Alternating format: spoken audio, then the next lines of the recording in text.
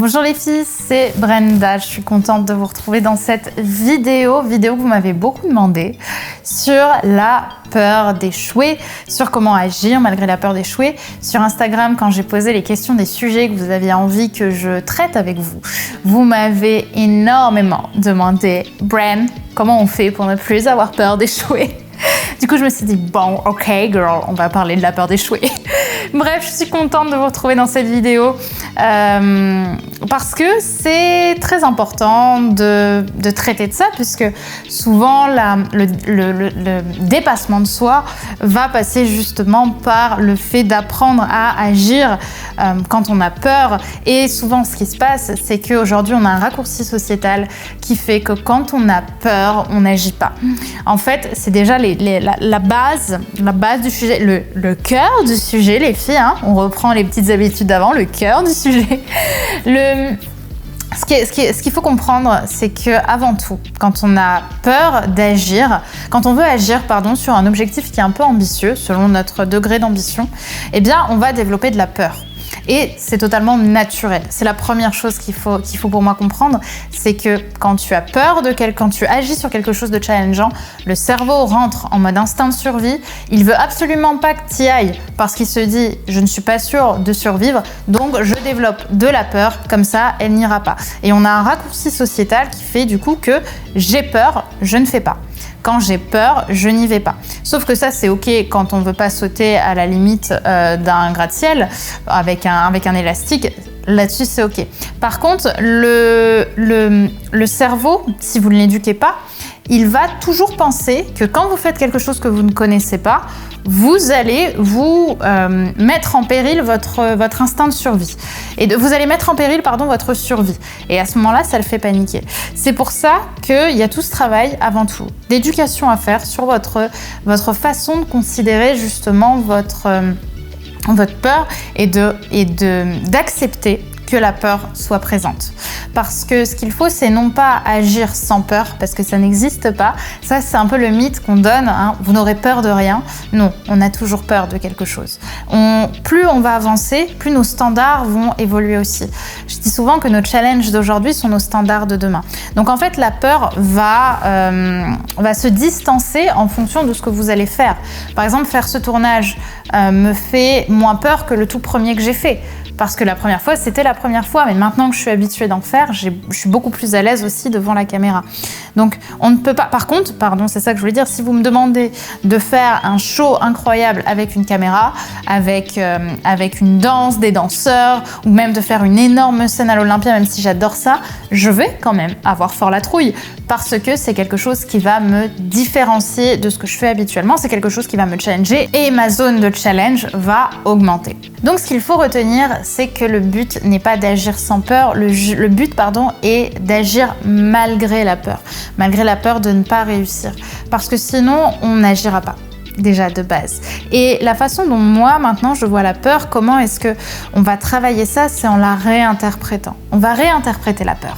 On va peut-être arrêter de dire que la peur est notre ennemi et plutôt voir la peur avec amour. Vous savez, je vous dis souvent que tout est amour, et je sais que parfois c'est relou et que ça fait très monde parfait avec des petits papillons, mais dans les faits, tout est amour. Et quand on part de ce principe-là, on commence à être beaucoup plus courageux dans les choix qu'on va faire ou dans les challenges qu'on va se donner. On va se faire beaucoup plus confiance parce qu'on sait qu'en nous, tout est amour, et que si tout est amour, on a de fortes chances de réussir parce qu'on s'aime.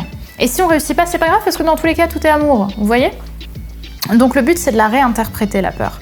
Souvent, les sportifs sont challengés par la peur. C'est-à-dire qu'eux, ils vont aller la chercher, la peur. Ils vont se dire, OK, j'ai la trouille, j'y vais, ça me challenge, ça me fait vibrer. Et moi, je vois un peu les choses comme ça. En fait, je vois la peur aussi comme une bonne amie, comme une vieille amie. Quand j'ai peur, je me dis, t'es de retour. Tu vois, et en fait, je la vois comme une copine qui me stimulerait à faire des grandes choses. La peur est ta meilleure conseillère des choix que tu veux faire. Je dis souvent, c'est pas de moi, je crois que c'est d'Anthony Robbins, c'est parce que tu as peur que tu peux le faire. C'est parce que tu as peur que tu dois le faire, même s'il n'y a pas de tu dois. C'est ça, c'est quand j'ai peur, quand je suis stimulée. Pourquoi j'irai pas ? Est-ce que je serais pas fière de moi si j'y vais ? Et la peur d'échouer, elle n'est pas importante si tu sais que tu t'aimes. Parce que dans ce cas-là, tu recommenceras et parce que tout en nous est fait pour être en collaboration avec la peur. Moi, je parle de collaborer avec la peur. Et si ça marche pas une fois, tu recommences. Et si ça marche pas, tu recommences peut-être ou pas. Mais le fait est que dans tous les cas, c'est l'action qui va amener de nouveaux résultats. Quand tu vas aborder quelqu'un dans la rue, par exemple, c'est ce que je disais aux hommes que j'aidais à accompagner, à aborder des femmes de façon saine et gentleman dans la rue, ils me disaient « oui, mais j'ai peur ». Je dis « oui, va vérifier ce que tu penses. Va vérifier qu'en effet, tu as peur et qu'elle va vraiment réagir comme ça. Et qu'elle va vraiment hurler sur la place publique, parce que souvent la peur déforme les choses, évidemment. Et ils y allaient et je lui disais, et il revenait, il me disait, j'ai eu son numéro. Et je lui disais, ouais, je sais que tu as eu son numéro, puisque je l'ai vu, I'm not bête. On ne sait pas où cette action qu'il a fait, qui est bénigne, va l'amener. Quand tu agis là où d'autres n'agissent pas, tu ouvres un champ d'arborescence que tu n'aurais pas pu te créer sans. Donc tu amènes ta vie à être plus grande et avoir plus de sens. Cet homme qui a abordé sa fille, il a eu une histoire avec elle. Il n'aurait jamais eu cette histoire, il n'aurait jamais eu les expériences que lui ont permis cette histoire si à la base il n'avait pas agi malgré la peur. Et la peur, encore une fois, est souvent bonne conseillère dans le fond. Elle te dit vas-y. Elle te dit ça te challenge, vas-y. Je ne parle pas d'une peur qui va venir nous broyer. Je parle d'une peur qui est plus liée à la peur d'échouer qu'à la peur physique de la chose en elle-même. Vous voyez ? Donc dans le fond, la peur, le but est de collaborer avec elle et de trouver du sens dans la peur et dans l'acte qu'on va faire malgré la peur. Concrètement, ça va être comme je dis, de la collaboration, mais aussi une vraie belle relation que vous allez créer avec elle. La peur va vous challenger et vous permettre d'être une meilleure et une plus grande personne en soi, parce que votre vie va vivre des expériences que vous n'aurez pas vécues sans. Maintenant, encore une fois, il y a une différence. Là, je vous parle vraiment de la peur dans le sens, la peur d'échouer. Évidemment, il y a des peurs qui sont pas là qui sont juste là pour nous, pour d'autres raisons. J'ai eu très peur il y a quelques années quand j'ai failli perdre un proche. Là, on ne parle pas d'une peur de premier degré, on parle de quelque chose de beaucoup plus profond. Donc c'est pour ça qu'il faut quand même différencier. Mais dans le cas de la peur d'échouer, c'est vraiment ce que j'aurais envie de vous dire, ce que j'aurais envie de vous partager. Donc n'hésitez pas à me dire par commentaire ce que vous en avez pensé. Vous, comment est-ce que vous considérez la peur?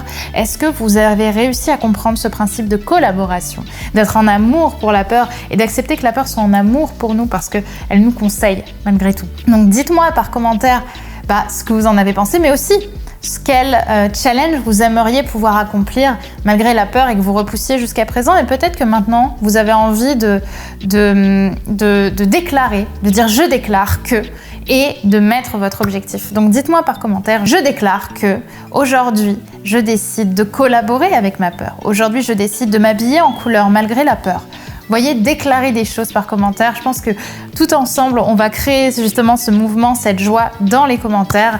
Et bien évidemment, n'oubliez pas de télécharger votre formation offerte qui est disponible directement dans la zone de description pour nous retrouver un peu plus loin et découvrir du contenu assez secret que je donne uniquement par mail.